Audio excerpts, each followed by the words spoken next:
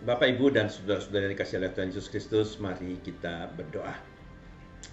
Terima kasih ya Tuhan, Engkau telah memberikan kami kembali di pagi hari ini untuk menikmati kesempatan merenungkan bagian dari firman Tuhan, untuk mendalami, mempelajarinya, sehingga melaluinya kami boleh bertumbuh dalam iman kami kepadamu.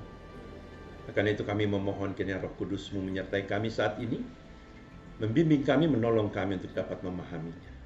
Pakailah hamba-Mu dalam segala keterbatasan dan kelemahannya, agar ia juga boleh menyampaikan kebenaran firman Tuhan. Dalam nama Tuhan Yesus Kristus kami berdoa. Amin. Nah, Bapak, Ibu, dan saudara yang dikasihi oleh Tuhan Yesus Kristus, Shalom. Kita berjumpa kembali dalam sesi Pualam Kasih Bapa pada hari ini. Nah, Bapak, Ibu, dan saudara yang dikasihi oleh Tuhan Yesus Kristus, mungkin tidak ada seorang pun yang membantah kalau saya katakan bahwa pada umumnya perumpamaan Tuhan Yesus ini sedikit sekali mendapat perhatian kita sepenuhnya. Firman Tuhan yang akan kita renungkan bersama pada saat ini terambil dari Injil Lukas. Injil Lukas pasal 15 ayat 8 sampai 10. Lukas 15 ayat 8 sampai 10. Dikatakan demikian. Perumpamaan tentang dirham yang hilang. Atau perempuan manakah yang mempunyai 10 dirham, dan jika ia kehilangan satu di antaranya, tidak menyalakan pelita dan menyapu rumah serta mencarinya dengan cermat sampai ia menemukannya? Dan kalau ia telah menemukannya, ia memanggil sahabat-sahabat dan tetangga-tetangganya serta berkata, "Bersukacitalah bersama-sama dengan aku, sebab dirhamku yang hilang itu telah kutemukan. Aku berkata kepadamu, demikianlah juga akan ada sukacita pada malaikat-malaikat Allah karena satu orang berdosa yang bertobat." Nah, inilah bagian dari firman Tuhan yang akan kita renungkan bersama. Nah, Bapak, Ibu, dan saudara sekalian yang dikasihi oleh Tuhan Yesus Kristus, Shalom. Kita berjumpa kembali dalam sesi Pualam Kasih Bapa. Mungkin tidak ada seorang pun yang membantah kalau saya katakan bahwa umumnya perumpamaan Tuhan Yesus ini sedikit sekali mendapat perhatian kita sepenuhnya. Maksud saya perumpamaan yang tadi kita baca. Jika dibandingkan tentunya dengan perumpamaan-perumpamaan yang lain. Ada dua perumpamaan di dalam Lukas 15, yaitu domba yang hilang, anak yang hilang. Itu dua perumpamaan dan satu perumpamaan ini. Jadi ada 3 perumpamaan yang dicatat oleh Injil Lukas. Kedua perumpamaan, domba yang hilang, anak yang hilang, cukup dikenal oleh umat Kristiani. Sehingga bagaimanapun perumpamaan yang satu ini, ya, walaupun dikenal tapi kurang mendapat perhatian. Perumpamaan domba yang hilang mudah kita fahami. Segala sesuatu yang tertulis dalam perumpamaan itu dapat kita ikuti. Kita mengerti kesedihan gembala yang kehilangan dombanya. Mungkin saja dalam pikiran kita mau ikut bersama dan mencari bersama dengan gembala itu. Masuk hutan, keluar hutan, di malam yang gelap gulita, pokoknya mencari domba yang hilang. Dan ketika ia mendapatkan kembali dombanya, kita dapat memahami kegembiraan gembala ini. Bahkan kita juga bisa bersukacita dengan kegembiraan dari si gembala. Dan demikian pula halnya dengan perumpamaan anak yang hilang. Lukisan kasih yang terdapat dalam perumpamaan itu sangat jelas dan mengagumkan. Siapa yang tidak tertarik hatinya membayangkan pengasihan sang Bapa yang begitu besar dan penderitaan anaknya yang begitu pahit? Dan siapakah yang tidak berterima kasih bahwa hubungan bapa dan anak akhirnya menjadi baik kembali? Tidak heran bahwa perumpamaan ini sangat menarik perhatian dari awal hingga akhir jikalau kita memperhatikannya. Sekarang perumpamaan keping yang perak yang hilang atau dirham yang hilang. Siapa yang mau mencurahkan perhatian khusus kepadanya? Tidak jarang perumpamaan ini diperlakukan sebagai anak tiri, bukan saja oleh kita sebagai anggota jemaat, tetapi juga oleh para penafsir Alkitab. Kedua perumpamaan lain dalam Lukas 15 mudah kita tafsirkan. Dalam perumpamaan domba yang hilang, terlihat dengan jelas bahwa yang dimaksud dengan gembala itu adalah Tuhan Yesus, yang dalam kasih-Nya yang tiada berhingga telah datang ke dunia untuk mencari kita sebagai dombanya yang hilang dan berdosa. Dan dalam perumpamaan anak yang hilang, nyata pula kasih Allah Bapa yang besar itu. Allah Bapa tidak jemu-jemu menunggu kedatangan kembali anaknya yang hilang dan mengampuni dosanya, serta menerimanya kembali sebagai anak kandungnya. Tetapi perumpamaan perak yang hilang bagaimana? Memang kita dapat menafsirkan atas dasar yang sama seperti dalam penafsiran kedua perumpamaan tadi, yaitu domba yang hilang dan anak yang hilang. Kita dapat katakan bahwa wanita yang mencari keping perak yang hilang itu adalah Tuhan sendiri. Tuhan Allah yang dalam anaknya Yesus Kristus mencari kita sebagai orang-orang berdosa sampai ketemu. Banyak penafsir juga berbuat demikian, dan tafsiran itu tidak salah. Tetapi perumpamaan itu juga dapat kita tafsirkan dari sudut pandang yang lain, dari sudut pandang yang jarang diperhatikan. Kita akan mulai dengan terlebih dahulu mengenal dan memahami tentang budaya dan adat istiadat bangsa Yahudi di masa lalu. Maka kita menemukan adanya suatu adat istiadat atau kebiasaan di Palestina tentang pernikahan atau perkawinan. Pada waktu pernikahan atau perkawinan, mempelai laki-laki memberikan kepada mempelai perempuan sebuah perhiasan dalam bentuk kalung yang dihiasi oleh keping-keping perak atau emas.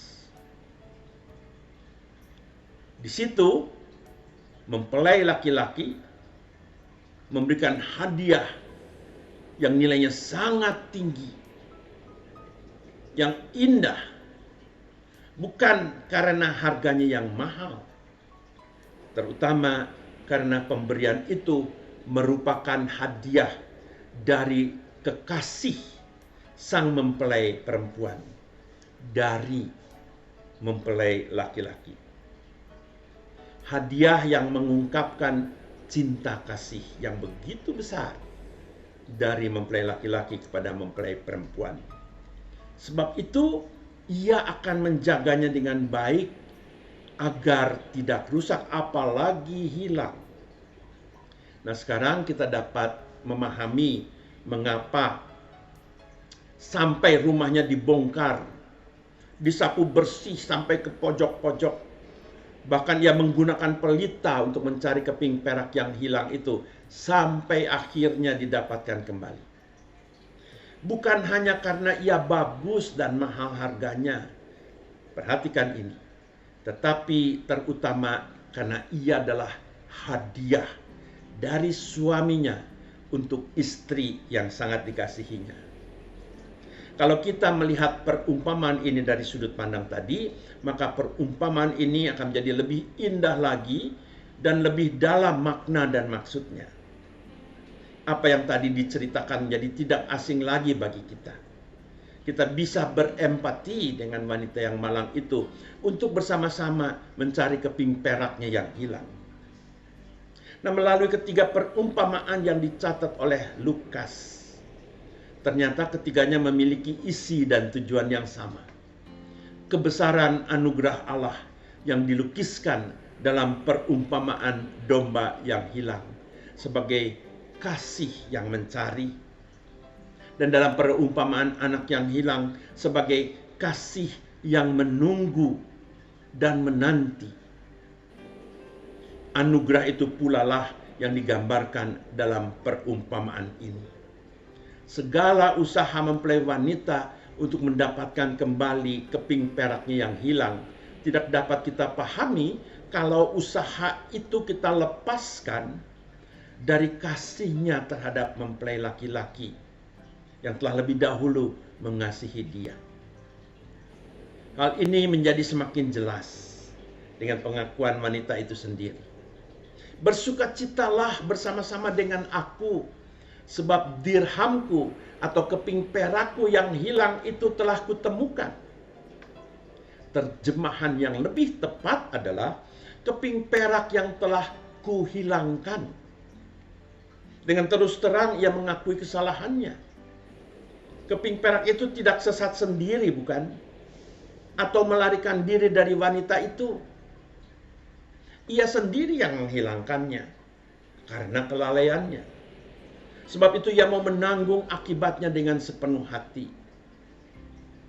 Dari perumpamaan yang lain, perumpamaan domba yang hilang dan anak yang hilang, kesalahan itu tidak terletak pada orang yang mencari, tetapi pada domba dan anak yang hilang. Sebab itu, kata sang gembala, bersukacitalah kamu bersama-sama dengan aku, sebab aku telah mendapatkan kembali dombaku yang hilang.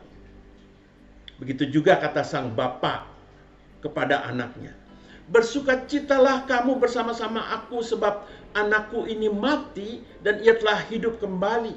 Ia hilang dan telah diketemukan kembali. Nah, sekarang kita perlu bertanya, siapakah yang dimaksud dengan wanita itu? Kesaksian Alkitab sering menyebut Tuhan Yesus sebagai mempelai laki-laki dan jemaatnya sebagai mempelai perempuan. Dalam surat-surat Rasul Paulus banyak diungkapkan ungkapan seperti itu. Mari kita melihat apa yang dicatat di dalam kitab Efesus pasal 5 ayat 25. Dikatakan begini, hei suami, kasihilah istrimu sebagaimana Kristus telah mengasihi jemaat dan telah menyerahkan dirinya baginya. Ya, jadi Rasul Paulus melihat bahwa Kristus sebagai suami dan jemaat sebagai istri, atau dengan kata lain, Kristus sebagai mempelai laki-laki dan jemaat sebagai mempelai perempuan. Mempelai laki-laki telah memberikan suatu hadiah, anugerah yang tak ternilai harganya kepada mempelai perempuan, yaitu jemaat. Apa hadiahnya itu? Hadiahnya adalah dirinya sendiri. Yesus telah menyerahkan dirinya sendiri. Itulah rahasia kasihnya yang tak terhingga. Injil yang dikaruniakannya kepada jemaatnya sampai ia datang kembali. Bapak, Ibu, dan saudara yang dikasihi oleh Tuhan Yesus Kristus, anugerah keselamatan inilah yang harus kita pegang teguh dan kita pertahankan, sebab ia adalah tanda kasihnya kepada kita. Sebab itu kalau ia jatuh dan rusak atau terkubur oleh debu dan kotoran karena ulah perbuatan dan kelalaian kita, haruslah kita mencarinya. Kondisi dan situasi seperti sekarang ini, ketika kita menghadapi pandemi COVID-19, jangan-jangan kita sering membuat diri kita lalai dan lengah, atau barangkali kita lelah. Siapa tahu mungkin kita lupa. Kalau kita sudah kehilangan tanda-tanda kasihnya, cepat-cepat carilah dengan pelita, dengan sapu dalam rumah kehidupan kita, sampai kita menemukannya kembali.